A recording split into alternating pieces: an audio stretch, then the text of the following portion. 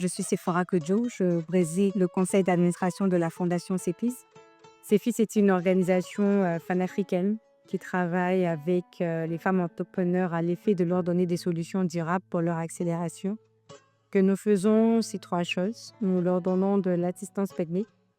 Nous les accompagnons vers le financement, ce qui est une mission qui est très, très, très hardie et difficile, mais nous avons quand même réussi à décaisser 2 milliards de francs CFA par le financement des femmes qu'elles ont reçu. Et nous faisons aussi en troisième position l'accès au marché. La raison de ma présence ici à Dakar, généralement on vient pour plusieurs choses à la fois parce qu'on a un bureau ici, pays. On a une de nos collègues, Fadienne Andrade, qui fait un travail remarquable avec les femmes. On a un programme en cours qui s'appelle Walui, qui permet justement de sélectionner ces femmes entrepreneurs et de les aider à avoir accès au financement, au crédit, avec nos partenaires financiers, la microfinance et la banque commerciale. Alors, je viens dans le but de voir sur le terrain comment les choses évoluent. Qu'est-ce pourraient être éventuellement les éléments d'amélioration de nos programmes. Je rencontre aussi les partenaires pour voir comment est-ce que nous pouvons accélérer l'impact et avoir des résultats concrets. Aujourd'hui, je suis à l'événement de Grace Amateur, triste à ce que nous avons une mission en commun, celle d'accompagner les entrepreneurs féminins. Et il faut cette solidarité aussi au sein de l'écosystème. Et d'autant plus que Maman Grace Amateur fait partie du même réseau que moi.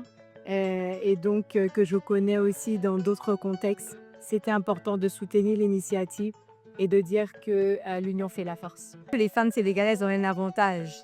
Ce sont de base de grandes commerçantes, ce sont les femmes actives, ce sont les femmes...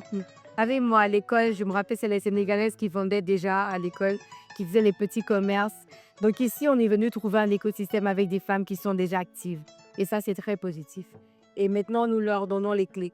Nous voyons que aussi beaucoup d'entre elles ont déjà reçu de l'assistance technique et donc sont à un stade d'accélération parce qu'elles ne viennent pas de nulle part.